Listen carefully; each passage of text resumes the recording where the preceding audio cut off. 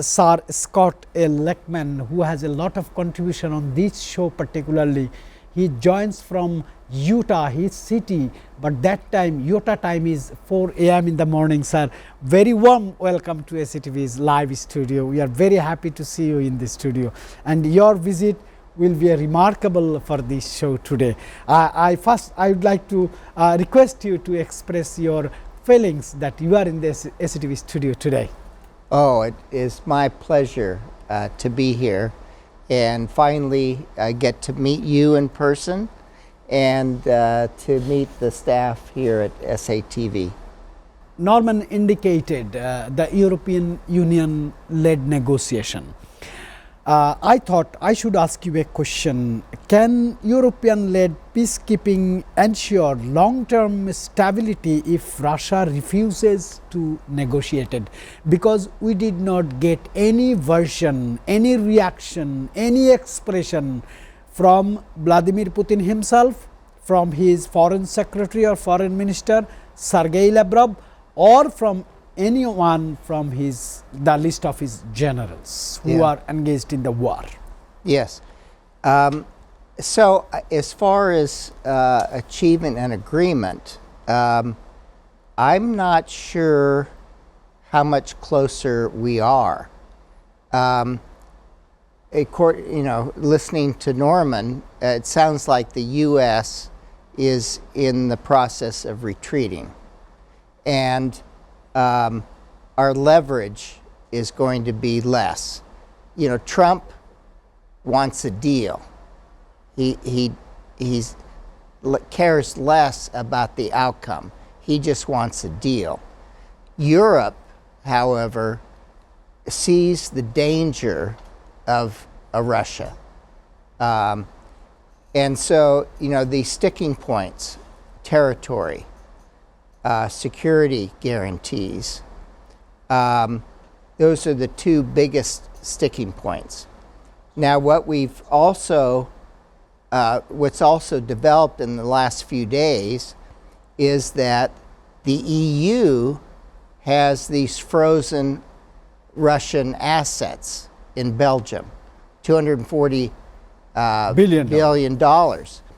And so they want, they're in the process of taking that money and guaranteeing loans to Ukraine. At least $200 billion. Again, loans, but Ukraine that should apply or supply enough money to keep Ukraine going for a couple more years of fighting. Now that makes some assumptions. One, it's a loan to be paid back if Russia pays reparations to Ukraine. Not much chance of that. Right. In which case it would be a grant. The other factor, so I think that may put on some pressure on Russia to come up with a deal. Because Europe sees the threat. It's real to them. As far as the United States, it seems farther away. So this is a new development that may make Russia want to make a deal. In one sentence, if I very humbly ask you, do you think things are going to be more complicated because direct control on this negotiation, Donald Trump has lost his credibility? Now European-led negotiations are working in Berlin. Do you think Vladimir Putin will truly put his focus and making and coming in a deal with Europeans?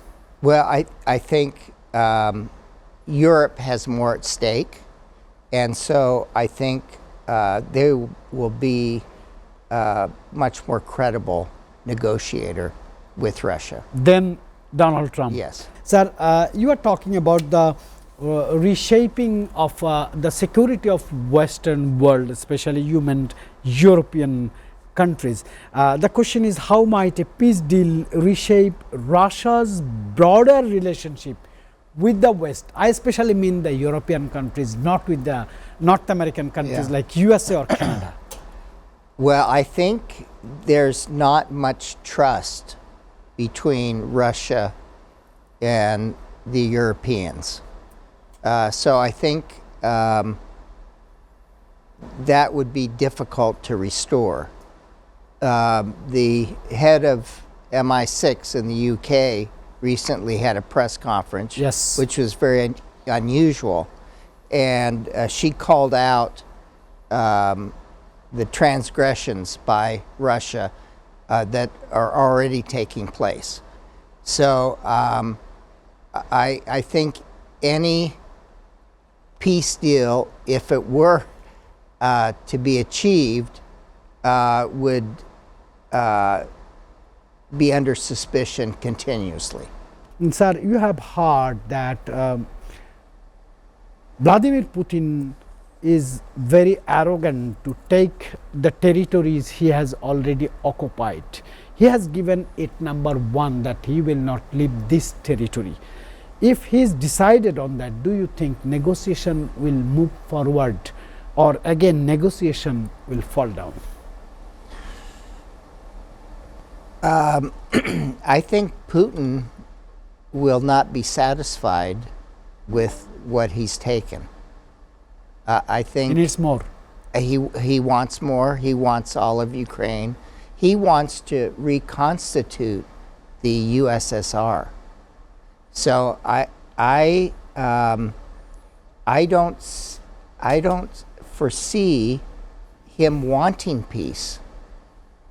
He may agree to something in the interim, that his goals, I think we know what they are. And I think that, I doubt that that's going to change during his lifetime. Putin is called the most unpredictable political figure, but his background is from the intelligence business. He could not develop the economy of Russia. He could not give them Russian a very peaceful and rich life, social security, but he is into war. He have lost 1.5 million soldiers in different wars total. How he gonna face or confess Russian people in the history, sir? Well, the victors write the history, so we'll have to see if he's victorious. If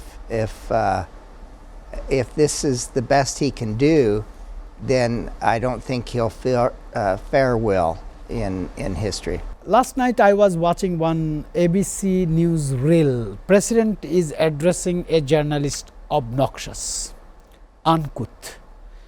President threatened the journalist. President has made a $10 billion lawsuit for another country's media outlets. Do you think these are very unprecedented behavior from a president from United States of America, and do you feel regret for that? Certainly his behavior is one I haven't seen from a president before. The presidents in my lifetime have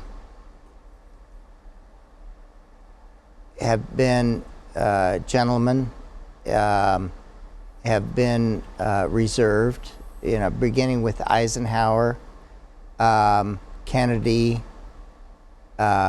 Nixon, You have seen Johnson, Reagan too.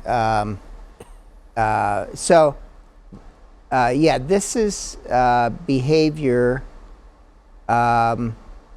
which is unprecedented, and I hope that this will be the exception. Sir, is Trump's diplomatic footprint strengthening U.S. global influence or over extending it during his time? Because he has just passed 12 months. Still, you will have to tolerate this president another 36 more months in White House? But who's counting? Well, I think the world is now trying to learn how to live without the United States. The EU is starting to figure out that they can't count on the U.S. They are increasing their military spending. In the short term, they're going to need U.S. weapons, but they'll pay for it. So many alliances have been broken. The America First slogan seems to be resulting in America alone. The question from Shoma Ghosh Monica, she's our very regular viewer and she participates all the time with all relevant questions. Sir, I think you would face this question. What reason did the United States give for imposing a total naval blockade on sanctioned Venezuelan oil tankers? This is a very good question, I think, and how are world leaders and communities reacting to the first funerals for the Bondi Beach mass shooting victims in Australia? The question is for Sir Norman Flood Barnes. She always mentions that, but Norman already participated in one question. I want to put this question to you from Shoma Ghosh Monica. So the first question, repeat it again for me. Yeah, she says, what reasons did the United States give Yes. for imposing a total naval blockade on Yes. Venezuelan oil tanker? So the reason given is that the U.S. was going to block any sanctioned oil tankers. And I'm not sure what that means. Chevron operates in Venezuela, so presumably any oil, any Chevron oil would be okay. So I'm not sure. They've seized one tanker. I'm not sure which other ones they're going to seize. And the one that was seized, the reason they got a court order was because it had carried previously Iranian oil. So it's a bit unclear what sanctioned tankers are we talking about. But in any case, this is all about regime change. Has nothing to do about drugs. That was the beginning. But that was, first it was fentanyl. But of course, all these boats were carrying cocaine. So that story didn't fit. And we got a deal with Maduro over the oil. So that oil wasn't it. So I think Secretary of State Rubio is getting his wish. Because his background, his family originally came from Cuba, and there's this relationship with Cuba, so it's goes back to regime change. So things are going to be complicated, but as a journalist, I personally find a very fascinating movement diversification. Do you really see hope that Israel, Gaza, Palestine, stability in that region we can see one day, or this will be remain as it was since last 80 years, beginning from 1945? Well, I think things are different now. I think that we've been able to see what Israel's done in the last 2 years, and I think for almost all the world it is too much. and I think they have lost the public relations battle. More and more countries are turning on Israel. So I think there's more hope for a resolution, a final resolution to this region, more so than in the past. The U.S. support, I think, is waning. So it may take a few years, but I think that peace will not be achieved unless the Palestinian people can determine their fate.